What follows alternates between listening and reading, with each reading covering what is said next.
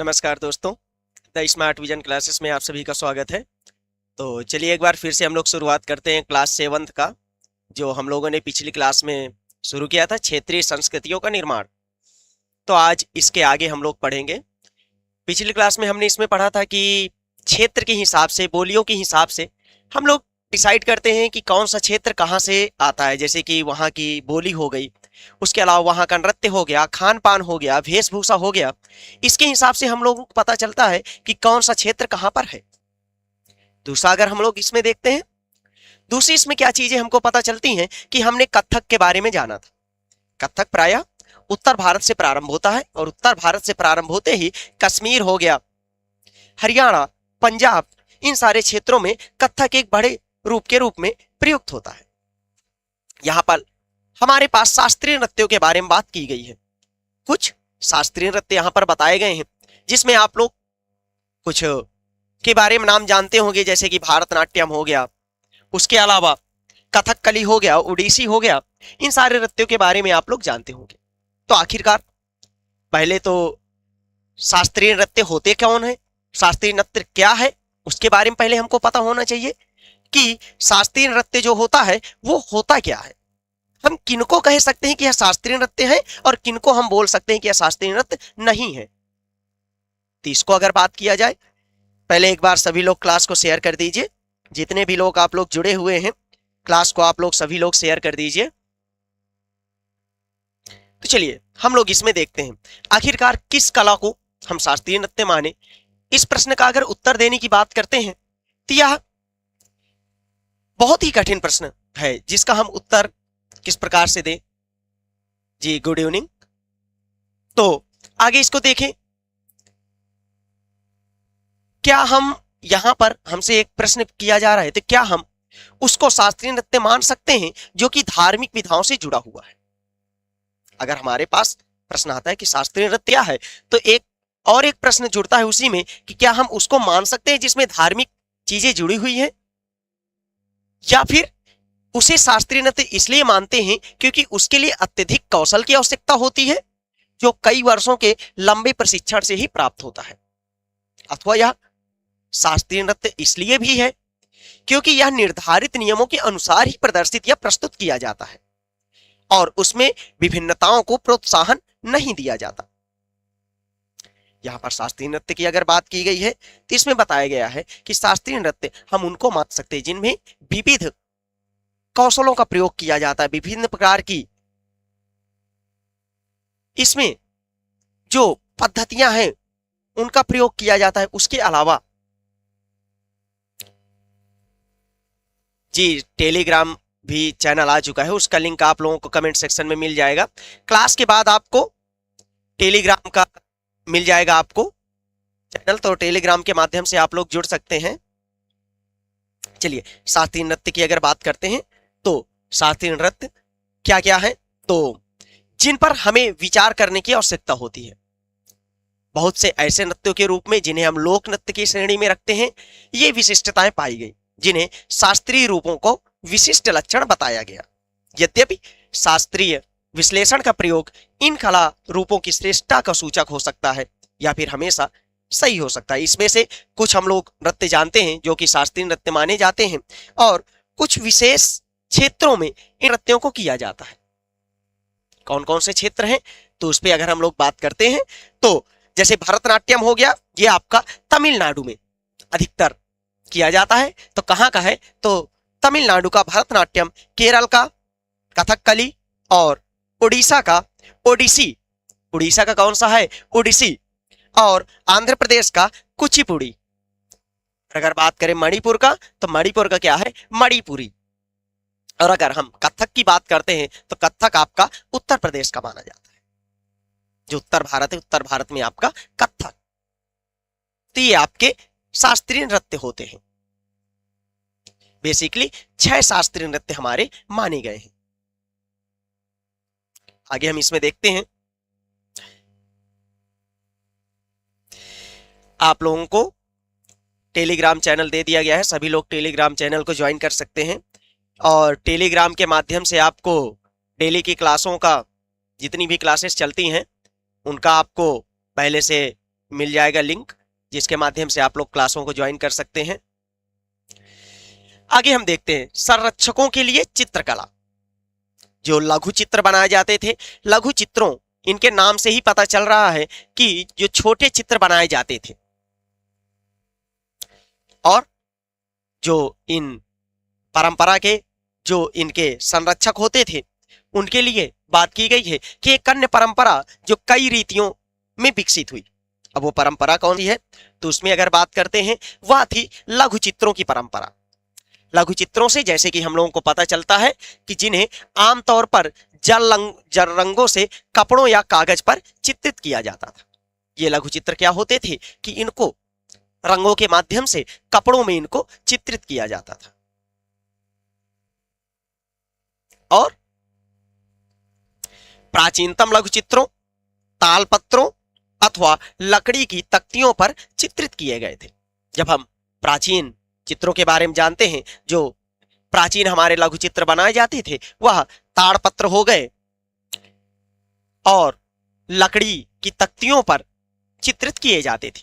इनमें से सर्वाधिक सुंदर चित्र जो पश्चिम भारत में पाए गए जैन ग्रंथों को सचित्र बनाने के लिए प्रयोग किए गए थे। तो सबसे सर्वाधिक सुंदर चित्र हमको कहां पर प्राप्त होते हैं, तो उसके बारे में हमको पता चलता है कि पश्चिमी भारत में।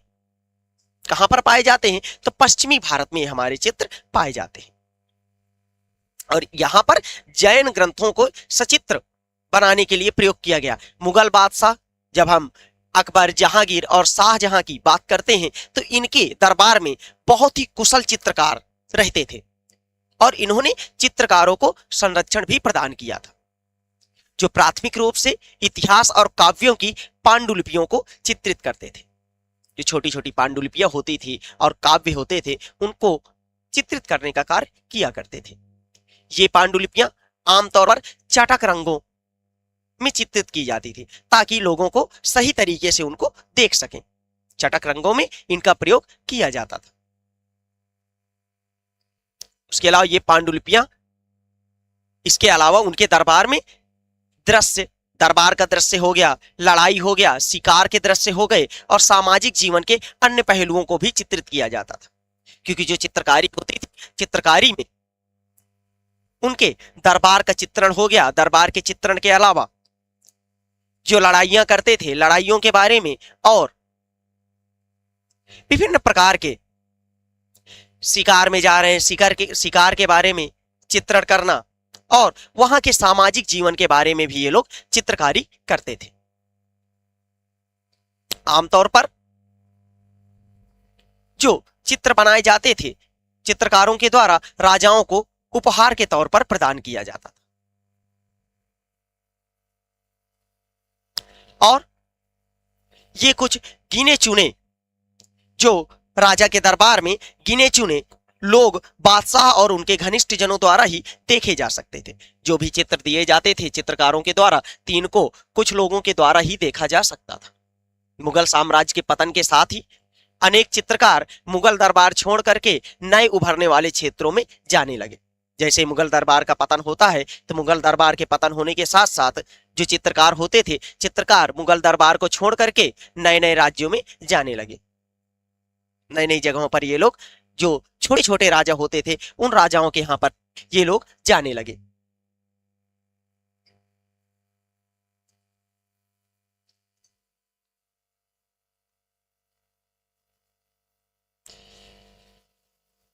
यहां पर आपको मुगल दरबार की चित्रकारी के बारे में दिखाई दे रहा होगा। यहां पर मुगल दरबार का चित्रण किया गया है। इस फिगर के माध्यम से आप लोगों को जो मुगल साम्राज्य है, मुगल साम्राज्य में अकबर के समय का शिकार करते हुए अकबर के समय का यहां पर चित्रण किया गया है। आगे हम इसमें देखते हैं कि परिणाम स्वरूप मुगलों की कलात्मक रुचियों ने दक्षिण के क्षेत्रीय दरबारों और राजस्थान के राजपूती दरबारों को भी प्रभावित किया। जिस प्रकार से मुगल शासक चित्रकारी को इतना बढ़ावा दे रहे थे, तो इनके बढ़ावा देने के कारण यह चित्रकारी आपकी केवल मुगल दरबार में बस नहीं सीमित रह गई, बल्कि उसके अलावा, मुगल दरबार के अलावा अगर हम देखते हैं तो यह दक्षिण भारत और दक्षिण के अलावा राजस्थान के जो राजपूत शासक थे, राजपूत शासकों को भी यह प्रभावित करती है। लेकिन इसके साथ ही जब हम बात करते हैं तो इसके साथ हमको विशिष्ट प्रकार के, लेकिन इसके साथ ही उन्होंने अपनी विशिष्ट विशेषताओं को सुरक्षित रखा और उनका विकास भी किया। जो इनकी विशिष्ट विशेषताएं हैं उनको भी इन लोगों ने सुरक्षित रखने का कार्य किया और उनका अनुसरण भी इन लोगों ने किया। मुगल उदाहरणों का अनुसरण करते हुए, जब हम मुगल काल की बात करते हैं तो मुगल उदाहरणों का अनुसरण करते हुए शासकों तथा उनके दरबारों के दृश्य चित्रित किए जाने लगे। इसके साथ साथ मेवाड़, जोधपुर, बूंदी, कोटा और किशनगढ़, कौन कौन से क्षेत्र, तो आपके इनके साथ साथ मेवाड़, जोधपुर, बूंदी, कोटा और किशनगढ़ जैसे केंद्रों को पौराणिक कथाओं तथा काव्यों के विषयों में चित्रण बराबर जारी रहा। ये आपके राजस्थान वाले क्षेत्र हैं। जब हम बात करते हैं तो यह जो आपके क्षेत्र दिखाए जा रहे हैं ये सारे आपके राजपूताना क्षेत्र हैं। किशनगढ़ हो गया, कोटा हो गया, बूंदी हो गया, जोधपुर हो गया, मेवाड़ हो गया। जैसे मुगल साम्राज्य का पतन होता है, मुगल साम्राज्य के पतन के बाद धीरे धीरे इनका विकास होने लगता है और राजपूताना काल में यहां पर चित्रण के माध्यम से, चित्रकारी के माध्यम से लोक कथाओं को, पौराणिक कथाओं को काव्यों के रूप में विवरण किया जाता है। अब यहां पर पौराणिक कथाएं जो चली आ रही थी, पौराणिक कथाओं को काव्य विषयों के रूप में लोगों के बीच में प्रस्तुत किया जाने लगा। ऐसा, इसके बारे में अगर हम देखते हैं, ऐसा ही एक अन्य क्षेत्र था आधुनिक हिमाचल प्रदेश के इर्द गिर्द, हिमालय की तलहटी का। जैसे आप लोगों ने यहां पर देखा कि हिमाचल वाले क्षेत्र में, हिमाचल का जो क्षेत्र है वहां पर भी एक नई प्रकार की चित्रकारी और नई प्रकार की कला का विकास होने लगा था।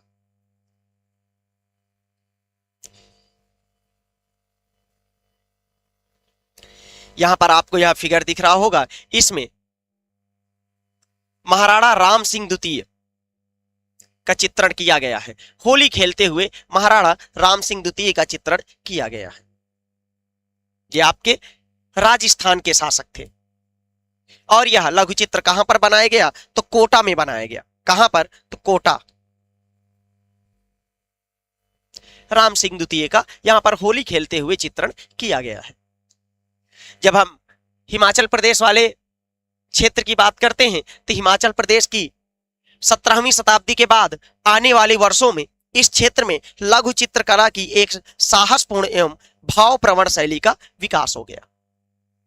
17वीं शताब्दी जैसे ही मुगल साम्राज्य का पतन होता है तो यहां पर एक लघु चित्रकला की भावप्रवण शैली का विकास होता है, जिसे कौन सी शैली वो कहा जाता है, तो बसोहली शैली कहा जाता है। क्या कहा जाता है, तो बसोहली शैली कहा जाता है। यहां जो सबसे लोकप्रिय पुस्तक चित्रित की गई थी वह कौन सी थी, तो भानुदत्त की रसमंजरी। इसको आप लोग याद रखिएगा, कौन सी पुस्तक को यहां पर चित्रित किया गया था। जो सबसे प्रसिद्ध पुस्तक मानी जाती है तो वह आपकी कौन सी है, भानुदत्त की, भानुदत्त की रसमंजरी।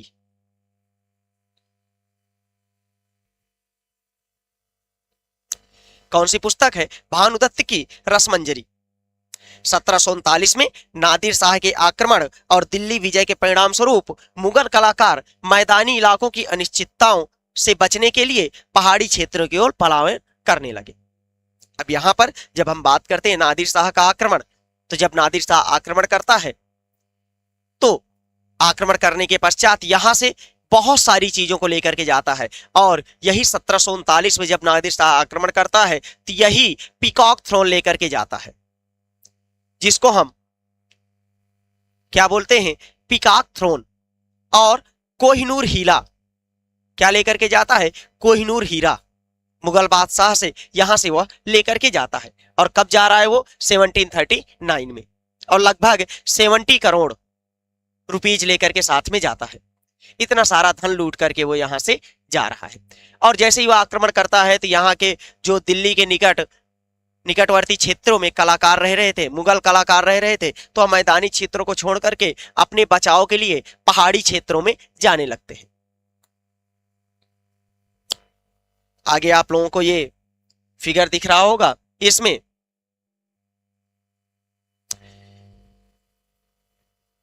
यहां पर आपका एक कांगड़ा का लघु चित्र दिखाया गया है। राधा कृष्ण और उनकी सखियां जो रासलीला करते थे, तो रासलीला का यहां पर चित्रण किया गया है।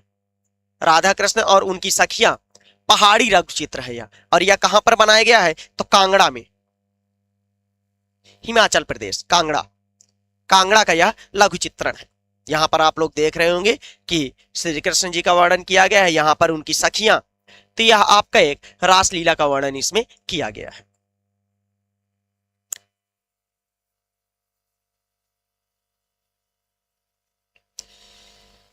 अभी हमने आपको बताया कि वहां से दिल्ली वाले क्षेत्र से जैसे ही नादिर शाह का आक्रमण होता है, तो वहां से बहुत सारे जो चित्रकार होते हैं, चित्रकार पलायन कर जाते हैं, और पलायन करने के पश्चात जब वह आगे जाते हैं तो उनको वहां पर बहुत सारे आश्रयदाता भी मिल जाते हैं। और ये जो आश्रयदाता होते हैं, तो इन आश्रयदातों के द्वारा कांगड़ा शैली का विकास होता है। कौन सी शैली का विकास हो रहा है, तो कांगड़ा शैली का विकास होता है। 18वीं शताब्दी के मध्य भाग तक कांगड़ा के कलाकारों ने एक नई शैली विकसित कर ली। कांगड़ा के जो कलाकार थे, उन लोगों ने एक नई शैली विकसित कर ली थी।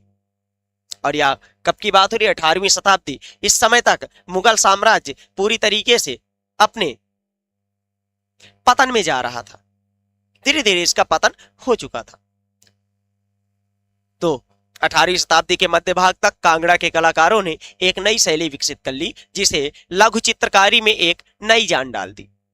जिसने इसका जब उसने विकास कर लिया, तो इसका प्रभाव क्या पड़ता है कि इसने एक नई प्रकार की लघु शैली का विकास कर लिया। उनकी प्रेरणा का स्रोत वहां की वैष्णव परंपराएं थी। कौन सी परंपराएं थी, तो वैष्णव परंपराएं थी। ठंडे नीले और हरे रंगों सहित कोमल रंगों का प्रयोग और विषयों में काव्यात्मक निरूपण कांगड़ा शैली की विशेषताएं थी। तो जब आप कांगड़ा शैली के बारे में बात करते हैं, तो कांगड़ा शैली की विशेषताएं क्या होती हैं, तो उस पर अगर हम बात करते हैं, तो कौन से कलर इसमें प्रयुक्त किए जाते हैं, तो ठंडे नीले और हरे रंगों सहित कोमल रंगों का प्रयोग इसमें किया जाता है। कौन कौन से रंग हैं यहाँ पर, तो नीला हो गया और हरा और विभिन्न प्रकार के कोमल रंगों का प्रयोग किया जाता है। Parvez Ahmed, good afternoon. स्मरण रहे कि साधारण स्त्री पुरुष भी बर्तनों, दीवारों, कपड़ों, फर्श आदि पर अपनी कलाकृतियां चित्रित करते थे, क्योंकि यह सामान्य जनों की बात है। यहाँ पर कुछ तो कलाकार होते थे जो जिनको सारी सुविधाएं प्राप्त होती थी, राजाश्रय प्राप्त होता था, तो उनको तो जो शैली का विकास करने के लिए एक सही मार्गदर्शन मिल जाता था। लेकिन उसके अलावा भी जो घर में रहने वाले स्त्री पुरुष थे, स्त्री पुरुष भी बर्तन हो गया, दीवार हो गई, घरों की दीवारों पर, कपड़ों पर, फर्श पर आदि पर अपनी कलाकृतियों को चित्रित करते थे। कला के इन नमूनों से भी, जो कला के ये नमूने होते थे, कुछ ही बच पाए हैं, क्योंकि सारे अभी तक नहीं बच पाए। इसके विपरीत लघु चित्र राजमहलों में सावधानी पूर्वक रखे जाते थे, जिससे वे सदियों तक सुरक्षित रहे। क्योंकि घर में जो चित्रकारी बनाई जाती है, तो क्लास 6 की आपकी हिस्ट्री की क्लासेस हो चुकी हैं। आप लोग प्लेलिस्ट में जाएंगे तो प्लेलिस्ट से आप लोग उसको देख सकते हैं।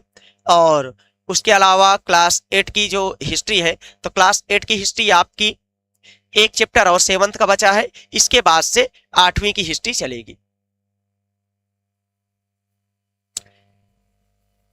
तो आखिरकार ये चित्र बच किस तरीके से पाए, तो इसमें अगर बात किया जाए तो महलों में जो चित्र रखे जाते थे, तो महलों में रखे गए चित्र अभी तक सुरक्षित इसलिए हो पाए हैं क्योंकि उनको बहुत ही ज्यादा सावधानी पूर्वक रखा जाता था।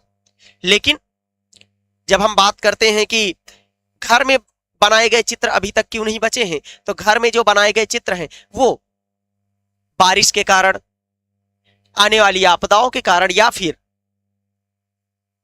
स्वयं ही उन चीजों को वो लोग नष्ट कर देते थे।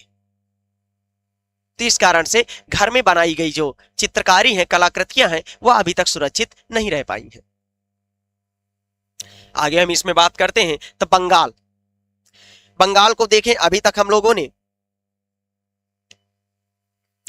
उत्तर भारत, दक्षिण भारत के बारे में जाना है। अब यहां पर बंगाल के बारे में देखते हैं, बंगाल में किस प्रकार की कलाकृतियां और नई नई सांस्कृतिक गतिविधियों को चलाया गया, किस प्रकार से गतिविधियां चलती थी।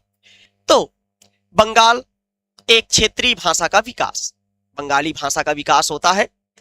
बंगाल के बारे में जब हम बात करते हैं तो जैसा कि हमने प्रारंभ में देखा था, हम अक्सर क्षेत्रों के नाम से वहां के निवासियों द्वारा बोली जाने वाली भाषा के अनुसार निर्धारित करते हैं।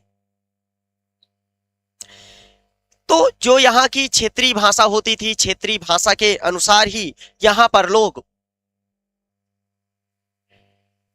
जो भी लोग रहते थे, उनको हम बोलते थे। जैसे कि आप लोग बंगाल तरफ जो रहते थे, बंगाली भाषा का ज्यादा प्रयोग किया जाता है। गुजरात में रहने वाले गुजराती लैंग्वेज का प्रयोग अधिकतर करते हैं। तमिल भाषा का प्रयोग जहां होता है उसको हम तमिलनाडु बोलते हैं। उड़िया का जहां पर प्रयोग होता है उसको हम उड़ीसा बोलते हैं। तो भाषा विशेष के अनुसार ही हम उन क्षेत्रों को पहचानते हैं। आगे हम देखते हैं, बंगाल के लोग हमेशा बंगाली या बंगला ही बोलते थे, किंतु यह एक दिलचस्प बात है कि आज बंगाली संस्कृत से निकली हुई भाषा मानी जाती है। बंगाली को किससे निकला हुआ माना जाता है? तो संस्कृत से माना हुआ निकला जाता है। कि यह भाषा किससे उत्पन्न हुई है? तो संस्कृत से। प्रारंभिक ईसा पूर्व प्रथम सहस्त्राब्दी के मध्य भाग के संस्कृत ग्रंथों के अध्ययन से यह पता चलता है कि बंगाल के लोग संस्कृत से उपजी हुई भाषाएं नहीं बोलते थे। तो फिर नई भाषा का उद्भव कैसे हुआ? अगर हम मान लें कि वह संस्कृत से रिलेटेड भाषाओं का प्रयोग नहीं करते थे, तो आखिरकार नई भाषा का प्रयोग कैसे करते थे? उन्होंने जो बांग्ला भाषा का प्रयोग किया, वह बांग्ला भाषा आई कहां से? तो जब हम ईसा पूर्व चौथी तीसरी शताब्दी से बंगाल और जो मगध के बीच वाणिज्यिक संबंध इनके बीच में स्थापित होते हैं, जो व्यापारिक संबंध स्थापित होते हैं, क्योंकि मगध साम्राज्य आपका दक्षिण बिहार हो गया और बंगाल, इनमें जब एक व्यापारिक संबंध स्थापित होते हैं, तो व्यापारिक संबंध स्थापित होने के पश्चात यहां पर मूलतः भाषाओं का भी आदान प्रदान हुआ होगा। और जब भाषाओं का आदान प्रदान हुआ होगा तो संस्कृत का प्रभाव भी बढ़ा होगा, क्योंकि भाषाओं का आदान प्रदान होगा तो संस्कृत भाषा का प्रयोग अधिक किया जाता था। और वो किस क्षेत्र में किया जाता था?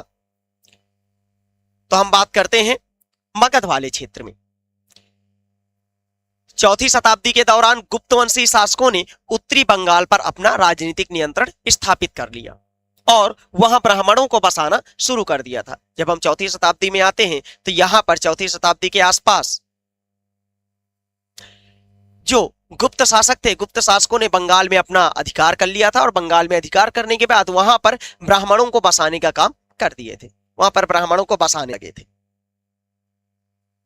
ब्राह्मण बस्तियां वहां पर बसने लगी और ब्राह्मण बस्तियां अगर बसने लगी तो वहां पर संस्कृत का विकास होगा।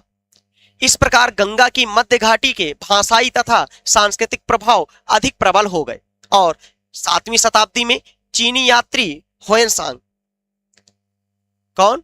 होयनसांग ने यह पाया कि बंगाल में सर्वत्र संस्कृत से संबंधित भाषाओं का प्रयोग हो रहा था। यहां पर जब चीनी यात्री होयनसांग आता है तो होयनसांग क्या देखता है कि यहां पर संस्कृत से संबंधित भाषाओं का ही प्रयोग किया जाता है। होयनसांग कब आता है?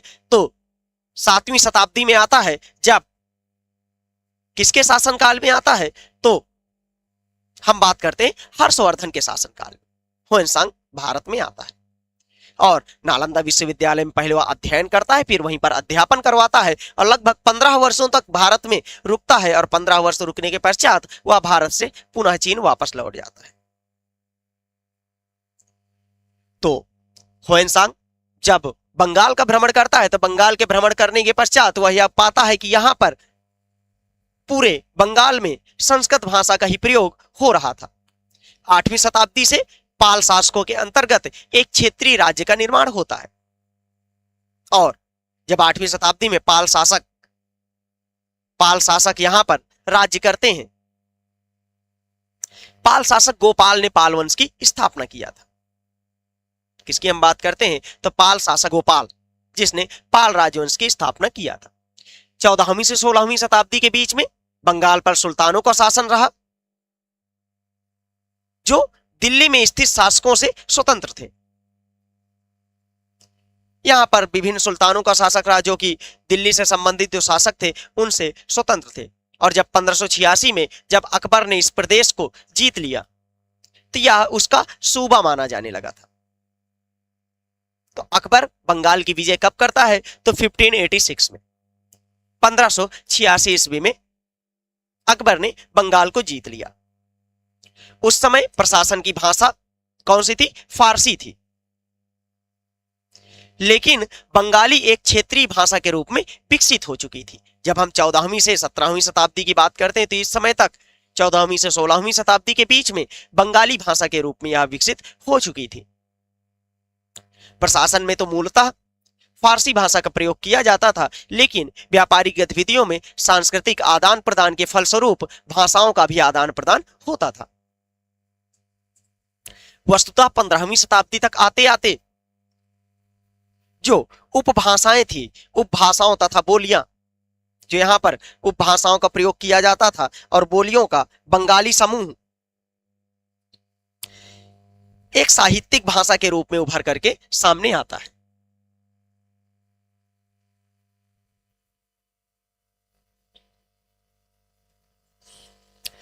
वस्तुतः 15वीं शताब्दी तक आते आते उपभाषाओं तथा बोलियों का बंगाली समूह एक सामान्य साहित्यिक भाषा के रूप में एकबद्ध हो गया। धीरे धीरे यह संकलित होने लगा, धीरे धीरे एक में यह मिलने लगा। यह एक साहित्यिक भाषा उस क्षेत्र के पश्चिमी भाग की बोलबाल की भाषा थी। जो बंगाल का पश्चिमी क्षेत्र था, तो पश्चिमी क्षेत्र में बोलचाल की भाषा कौन सी थी? तो आपकी किस भाषा का प्रयोग किया जाता था? तो बंगाली भाषा का प्रयोग किया जाता था। यद्यपि बंगाली का उद्भव हम मानते हैं किससे हुआ है? तो संस्कृत से ही मानते हैं, पर यह अपने क्रम में विकास की अनेक अवस्थाओं से यह गुजरी है।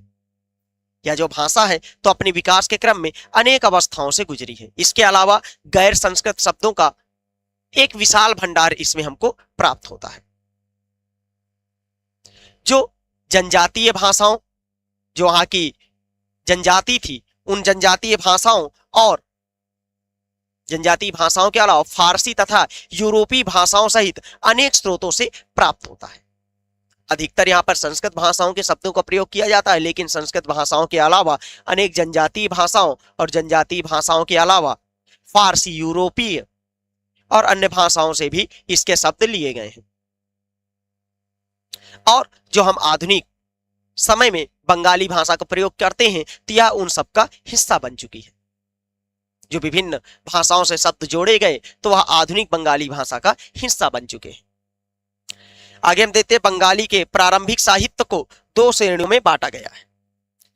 जो प्रारंभिक साहित्य है प्रमुखतः दो श्रेणी में बांटा गया है, और वो श्रेणी कौन कौन सी है?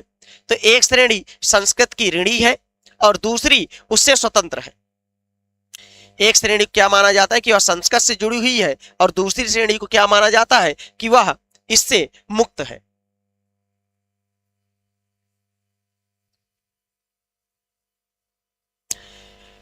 पहली श्रेणी में संस्कृत महाकाव्यों के अनुवाद, जिसमें जो सांस्कृतिक महाकाव्य थे, संस्कृत के महाकाव्य थे, उनका अनुवाद किया गया था।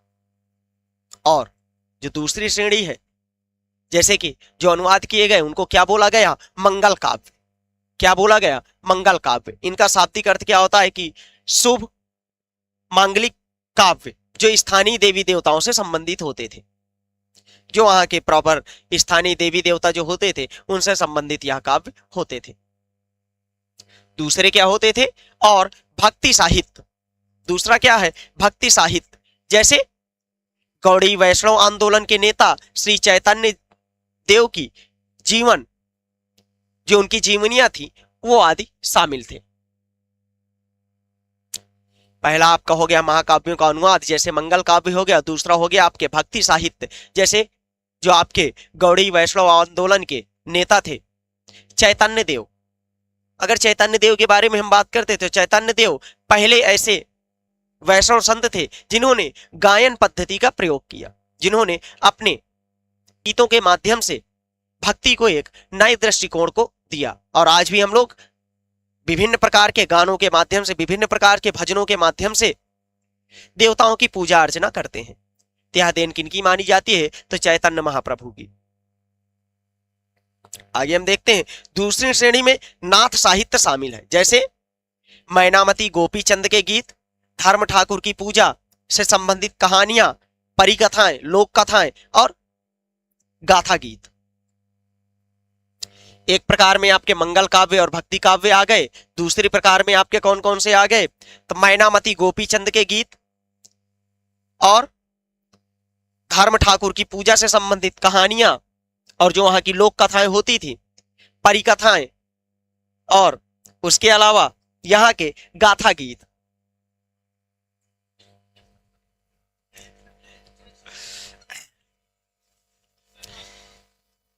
अगर हम इसमें बात करते हैं मैनामती गोपीचंद और धर्म ठाकुर, मैनामती गोपीचंद और धर्म ठाकुर, ये कौन कौन है? इनके बारे में अगर हम देखें तो नाथ लोग, जो नाथ संप्रदाय के लोग होते थे, वह सन्यासी होते थे जो कि तरह तरह की यौगिक क्रियाएं करते थे। नाथ संप्रदाय के लोग कौन कौन से होते थे? तो यह आपके सन्यासी होते थे। यह गीत विशेष जो अक्सर अभिनीत किए जाते थे, यह बताता है कि रानी मैनामती ने अपने पुत्र गोपीचंद को अनेक बाधाओं के समक्ष सन्यास का मार्ग अपनाने को किस प्रकार प्रोत्साहित किया। मैनामती ने अपने पुत्र को किस तरीके से प्रोत्साहित किया था, सन्यास लेने के लिए प्रोत्साहित किया। धर्म ठाकुर है, एक क्षेत्रीय लोकप्रिय देव थे जिनकी पूजा अक्सर एक पत्थर की काठ की मूर्ति के रूप में किया जाता है। यह आपके बंगाल के एक क्षेत्रीय देवता के रूप में प्रचलित है, जिनको हम धर्म ठाकुर नाम से जानते हैं। यह पत्थर या काठ की एक मूर्ति के रूप में पूजा जाता है, जैसे कि आप लोग ठाकुर की पूजा करते हैं। यहां पर श्री कृष्ण की रूप में उनकी पूजा की जाती है। पहली श्रेणी में ग्रंथों का काल था, वह निर्णय करना अपेक्षाकृत सरल है।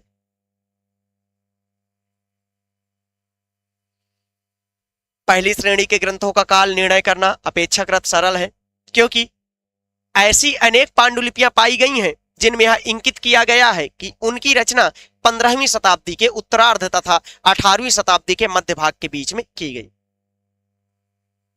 जब हम पहली श्रेणी के काव्यों की बात करते हैं तो पहली श्रेणी के जो काव्य हैं उनका निर्णय कर पाना मुश्किल होता है, लेकिन जो हम द्वितीय श्रेणी के काव्यों की बात करते हैं तो उनकी जानकारी हमको मिलती है कि 15वीं शताब्दी के उत्तरार्ध में और 18वीं शताब्दी के मध्य भाग में इनकी रचना की गई थी। दूसरी श्रेणी की कृतियां मौखिक रूप से कही सुनी जाती थी। जो दूसरी श्रेणी की कृतियां हैं वो मौखिक रूप से कही सुनी जाती थी, इसलिए उनका काल निर्णय सही नहीं किया जा सकता, क्योंकि उनका प्रमुखता लोगों के बीच में बोल करके इनका प्रयोग किया जाता था। वे खास तौर पर, ये जो भाषाएं थी ये खास तौर पर पूर्वी बंगाल में लोकप्रिय थी। ये जो कहानियां कही जाती थी, ये कहानियां प्रायः आपकी पूर्वी बंगाल में लोकप्रिय थी, जहां ब्राह्मणों का प्रभाव अपेक्षाकृत कम था। यह क्षेत्र कैसा था? पूर्वी बंगाल, जहां पर ब्राह्मणों का प्रभाव अधिकतर कम था। आप लोग जो पूर्वी बंगाल है, पूर्वी बंगाल को आज आप लोग बांग्लादेश के नाम से जानते हैं, जिसको आप लोग क्या नाम से जानते हैं? आज बांग्लादेश नाम से आप उसको जानते हैं, जो आपका पूर्वी बंगाल है। अगला हम देखते हैं पीर और मंदिर।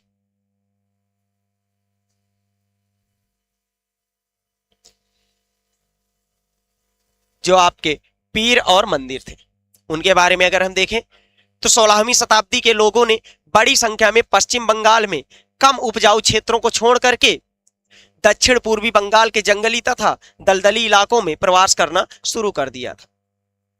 यहाँ के जो क्षेत्र थे, उन क्षेत्रों में जो 16वीं शताब्दी के आसपास पर पश्चिमी बंगाल का जो आपका क्षेत्र था, तो पश्चिमी बंगाल के क्षेत्र में अधिकतर उन क्षेत्रों में लोग रहना प्रारंभ कर दिए थे जो दलदली थे।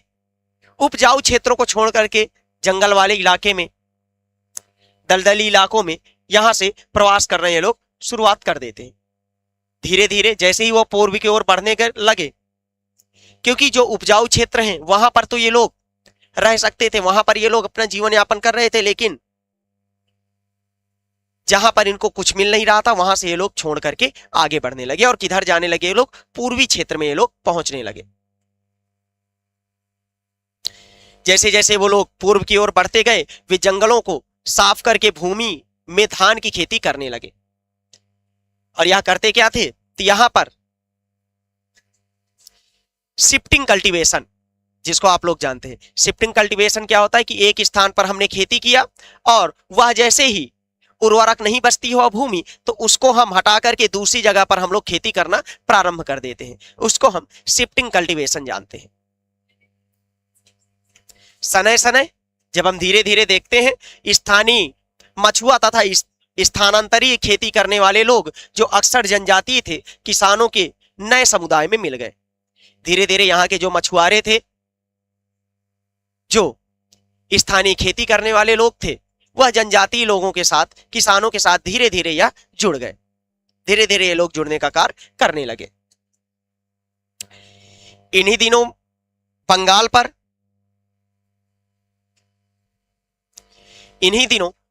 पर मुगलों का नियंत्रण स्थापित हो गया। यही टाइम था जब बंगाल पर मुगलों का नियंत्रण स्थापित हो जाता है, जिन्होंने पूर्वी डेल्टा प्रदेश के केंद्रीय भाग में स्थित ढाका नगर में अपनी राजधानी स्थापित की। जब मुगलों ने यहां पर 1686 ईस्वी में, 1586 में जब अकबर ने यहां पर अपना प्रभाव स्थापित किया, तो इसने अपनी राजधानी कौन सी बनाई? तो उसने ढाका नगर को अपनी राजधानी बनाई थी। अधिकारी और कर्मचारी लोग भूमि प्राप्त करके अक्सर उस पर मस्जिदें बना लेते थे। जो यहाँ के अधिकारी होते थे, क्योंकि मुगल साम्राज्य के अंतर्गत था, तो यहाँ से जो अधिकारी अपनी जमीन को प्राप्त करते थे राजाओं के द्वारा, तो वहां पर ये लोग मस्जिदों को बना लेते थे और इन इलाकों को धार्मिक रूपांतरित केंद्रों में काम आती थी। और इन इलाकों को क्या किया गया? धार्मिक रूप से रूपांतरित कर दिया गया। उसके अलावा प्रारंभ में बाहर से आकर यहां बसने वाले लोग इन अस्थिर परिस्थितियों में रहने के लिए कुछ व्यवस्था या आश्वासन चाहते थे। जैसे बाहर से लोग एक इलाके से दूसरे इलाके में आते थे, तो दूसरे इलाके पर आने के पश्चात लोगों को कुछ व्यवस्थाएं चाहिए होती थी, उनको कुछ आश्वासन चाहिए होता था। तो जो आश्वासन इनको मिलता था, ये सुख सुविधाएं तथा आश्वासन उन्हें समुदाय के नेताओं ने प्रदान की, क्योंकि जो उनके समुदाय के नेता होते थे वह उनको वो सुविधाएं प्राप्त करवाते थे, वह उनको वह सुविधाएं देते थे। उसके अलावा ये नेता शिक्षकों और निर्णायकों की भूमिका भी अदा करते थे। ये जो नेता होते थे ते नेता शिक्षकों और निर्णायकों की भूमिकाएं भी अदा करते थे। कभी कभी ऐसा समझा जाता था कि इन नेताओं के पास अलौकिक शक्तियां हैं। स्नेह और आदर से लोग इन्हें पीर कहा करते थे। जो मस्जिदों में पुजारी होते थे, मस्जिदों में जो पुजारी कार्य करते थे, इनको लोग मानने लगे कि इनके अंदर कुछ अलौकिक शक्तियां होती हैं और इनको लोग पीर कहने लगे। और ये उस क्षेत्र की हम बात कर रहे हैं जो आपका आधुनिक बांग्लादेश माना जाता है, पूर्वी बंगाल। तो उनको क्या कहा जाने लगा? पीर कहा जाने लगा। इस प्रेर जो ये पीर होते थे,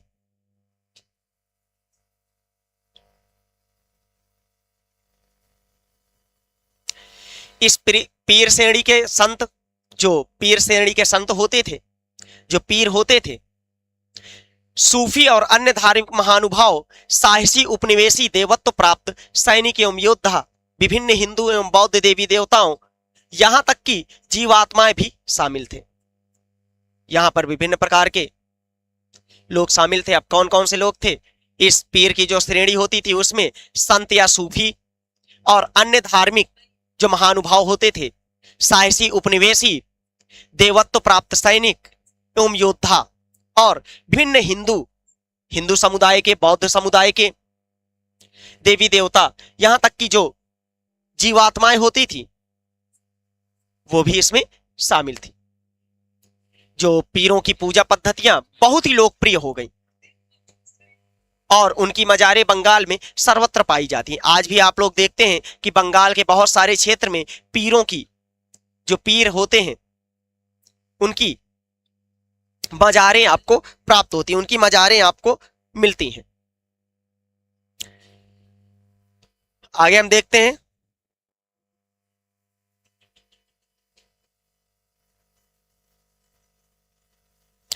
बंगाल में।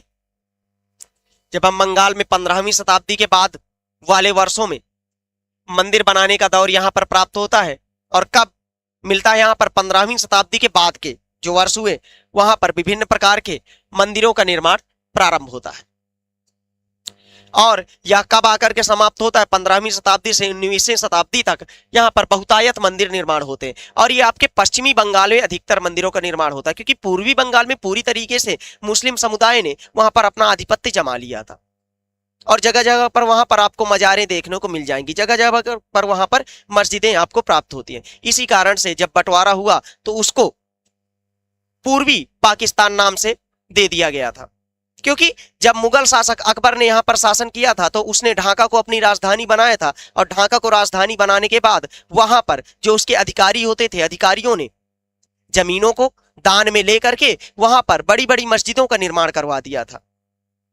इन्हीं कारणों से वहां पर मुस्लिम समुदाय की बाहुल्यता हो गई और मुस्लिम समुदाय अधिक मात्रा में वहां पर रहने लगे। और जो हिंदू समुदाय यहां से प्रवास करके वहां पर जाते थे तो वो लोग उतने अधिक मात्रा में अपने आप को स्थापित नहीं कर पाए। इसी कारण से उन लोगों ने अपना स्थान पश्चिमी बंगाल में बना लिया। और पूर्वी पाकिस्तान का जब आपकी माननीय प्रधानमंत्री इंदिरा गांधी रहती हैं तो उस समय पर 1971 के युद्ध में उसको बांग्लादेश बना दिया जाता है। आगे हम इसमें देखते हैं कि 15वीं शताब्दी से लेकर के 19वीं शताब्दी तक मंदिरों का निर्माण बंगाल में होता है, जो कि आपके पश्चिमी बंगाल में अधिकतर किया जाता है। मंदिर और अन्य धार्मिक भवन अक्सर उन व्यक्तियों या समूहों द्वारा निर्माण करवाए जाते थे जो शक्तिशाली बने रहे। जो वहां के सामंत लोग होते थे उनके द्वारा मंदिरों का निर्माण करवाया जाता। प्रायः 8वीं शताब्दी में भी वहां पर बहुत सारे मंदिरों का निर्माण किया गया था। और ये मंदिर बंगाल में साधारणतः जो मंदिरों का निर्माण किया जाता था, इट्टी और जो ईंट होते थे, ईंट और मिट्टी गारे से इनका निर्माण करवाया जाता था। और जो अनेक मंदिर निम्न सामाजिक स्तरों, जो निम्न सामाजिक समूह होते थे उनके द्वारा भी करवाए जाते थे। जैसे कि यहां पर आपको कुछ प्रमाण मिलते, जैसे कालू हो गया जिसको आप तेली बोलते हैं, कंसारी, कंसारी कौन होते? घंटा धातु के कारीगर को कंसारी बोलते हैं, आदि के समर्थन से बने थे। कुछ जो निम्न सामाजिक समुदाय के लोग होते थे वो लोग चंदा इकट्ठा करके मंदिरों का निर्माण करवाते थे। सब लोग आपस में मिलजुल करके मंदिरों का निर्माण करवाते थे। यूरोप की जब व्यापारिक कंपनियां आती हैं तो वहां पर यूरोप की व्यापारिक कंपनियों के आने के पश्चात वहां पर आर्थिक अवसर प्रारंभ होते। आखिरकार हम लोग जब देखते हैं तो यूरोपीय जो कंपनियां होती हैं तो बंगाल में ही क्यों आती हैं और इधर सूरत में ही क्यों आती हैं? क्योंकि ये प्रायः अपना व्यापार करते थे तो समुद्री रास्ते से करते थे। और बंगाल में, और मछलीपट्टनम हो गया जो आपके चेन्नई के पास पड़ता है बंदरगाह, तो वहां पर इनके जहाज अधिक मात्रा में रह सकते हैं। जब आप मछलीपट्टनम की बात करते हैं तो वह एक ऐसा नगर था, हमने पिछली क्लास में उसके बारे में डिस्कस किया था, वह एक ऐसा नगर था जहां पर मछुआरे लोग अधिक मात्रा में रहते थे। उन लोगों ने अपनी जमीनों को, जो ब्रिटिश समुदाय होता था, ब्रिटिश समुदाय के जहाजों को पार्क करने के लिए जगह दे दी थी। इसी प्रकार से आपका कोलकाता था, कोलकाता में रहने वाले जो लोग थे उन लोगों ने, वहां पर दलदली जमीन थी और कोलकाता बंदरगाह, वहां पर जो यूरोपीय जहाज आते थे, उनके खड़े होने के लिए जगह थी। इस कारण से वहां पर व्यापारिक गतिविधियां अधिक मात्रा में, क्योंकि प्रारंभ में जब यूरोप से लोग आ रहे थे वो व्यापार के लिए आ रहे थे, यहां पर अधिकतर व्यापारिक गतिविधियों के लिए आ रहे थे। इन सामाजिक समूहों से संबंधित अनेक परिवारों ने इन अवसरों का लाभ उठाया। जैसे जैसे लोगों की सामाजिक तथा आर्थिक स्थितियां सुधरती गईं, उन्होंने इन स्मारकों का निर्माण के माध्यम से अपनी परिस्थिति तथा प्रतिष्ठा की घोषणा कर दी। धीरे धीरे जैसे इनका निर्माण होता है तो ये लोग अपनी प्रतिष्ठा और अपने आप को बड़ा दिखाने के लिए मंदिरों का निर्माण करवाते थे और उसकी घोषणा करते थे। जब स्थानीय देवी देवताओं जो पहले गांव के छान छप्पर वाली झोपड़ियों में पूजे जाते थे और उनको ब्राह्मणों के द्वारा मान्यता प्राप्त कर दी गई थी, तो उन प्रतिमाओं को मंदिरों में स्थापित कर दिया गया। क्योंकि ये लोग मंदिरों में क्यों स्थापित करते थे? क्योंकि इनको वहां पर व्यापार करना था। व्यापार करेंगे तो वहां के जो सामाजिक लोग हैं, जो वहां से जुड़े हुए लोग हैं, उनसे इनको अपना एक व्यवहार बनाना है, अच्छा चेहरा दिखाना है, तो उसके लिए ये लोग मंदिरों का निर्माण करवा देते थे और उन देवी देवताओं को छान छप्पर वाली झोपड़ियों से उठा करके मंदिरों में ये लोग स्थापित कर देते थे।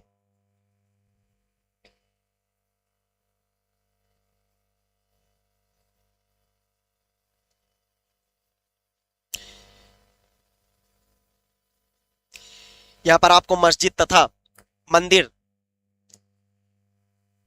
ये आपका जैसे एक चौचाला मंदिर ये आपको दिखाई दे रहा है। इसके पहले यह आपका जो चौचाला मंदिर था, यह छप्परदार एक झोपड़ी हुआ करती थी।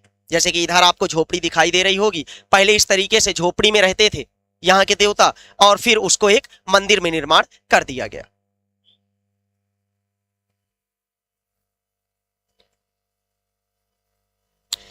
आगे हम देखते हैं इन मंदिरों में जो ये मंदिर बनाए जाते थे,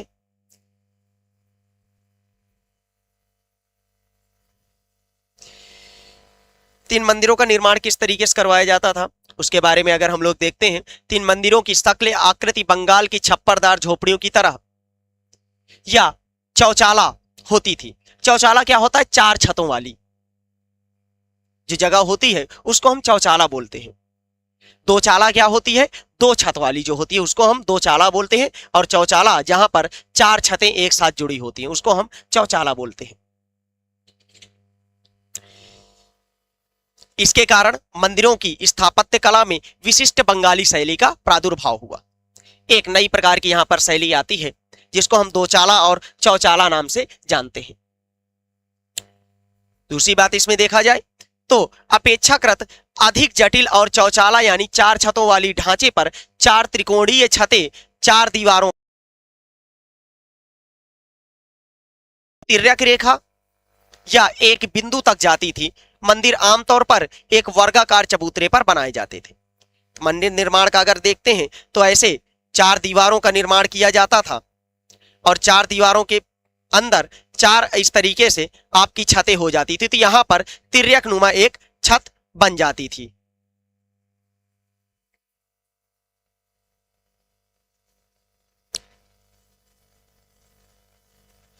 इस तरीके से मंदिरों का निर्माण आपके किया जाता था।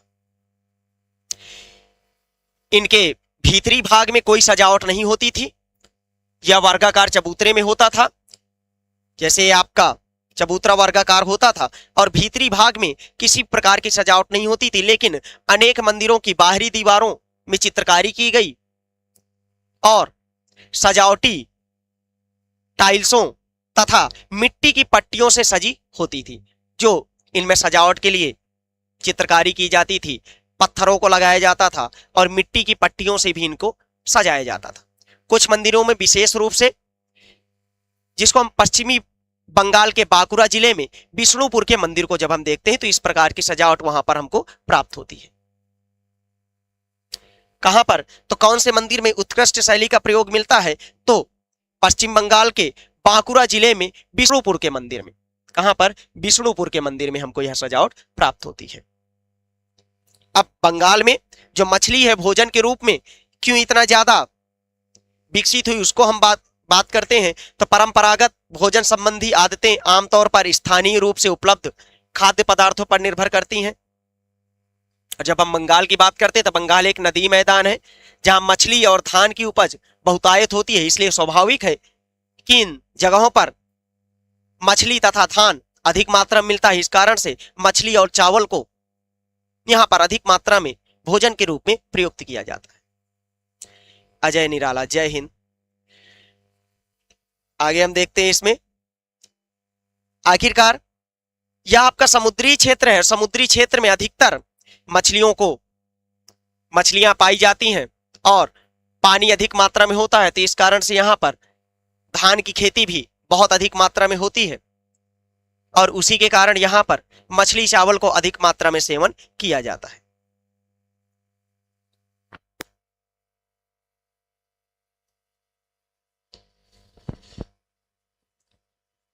जो वस्तुओं को, जो आपके मछली और चावल है, यह आपके गरीब बंगालियों की भोजन सूची में प्रमुख स्थान प्राप्त करते हैं। जो आपके मछली और चावल है, गरीब जो बंगाली लोग हैं उन पे यह एक विशेष रूप से स्थान पाता है। मछली पकड़ना वहां का प्रमुख व्यवसाय था और बंगाली साहित्य में मछली का स्थान हर जगह पर उल्लेख किया गया है। मछलियों को हर एक जगह पर उल्लेख किया गया है। इससे ज्यादा अगर बात करते हैं तो मछलियों के बारे में हमको वहां के मंदिरों की दीवारों पर भी अंकन मिल जाता है। मछलियों का मंदिरों और बौद्ध विहारों की दीवारों पर जो मिट्टी की पट्टियां लगी होती थी, उन पर भी मछलियों को साफ करते हुए टोकरियों में भरकर बाजार ले जाते हुए दर्शाया गया है। जी, एनसीईआरटी की क्लास आपके लिए सीटेट या फिर जितने भी सबके लिए महत्वपूर्ण होती है और सीटेट में एनसीईआरटी से रिलेटेड सोशल साइंस में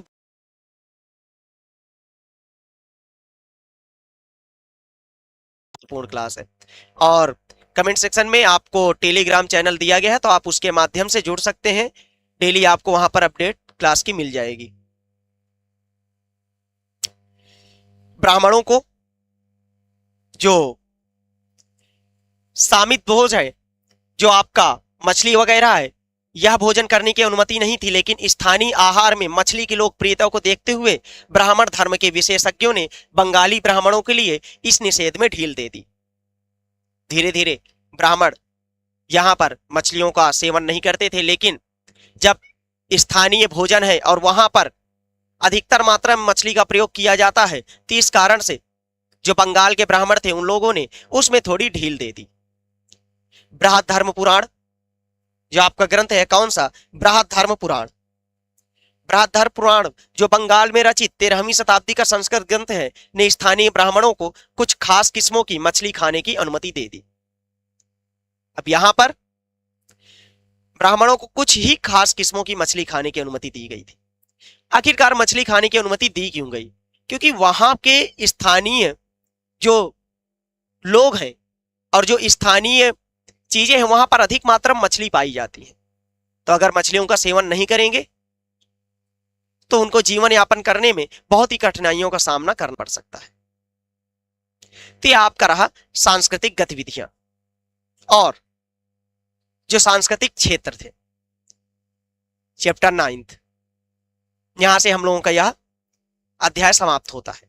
अब हम लोग जो अगला चैप्टर होगा आपका, जो कि इसका लास्ट क्लास 7 का लास्ट चैप्टर है, 18वीं शताब्दी में नए राजनीतिक गठन। यह आपका कौन सा होगा अगला चैप्टर? 18वीं शताब्दी में नए राजनीतिक गठन।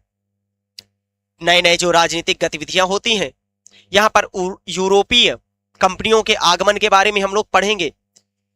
जो यूरोपीय कंपनियां यहां पर स्थापित होती हैं उनके बारे में पढ़ेंगे।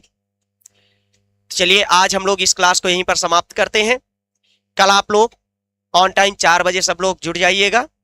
आज के लिए इतना ही, धन्यवाद।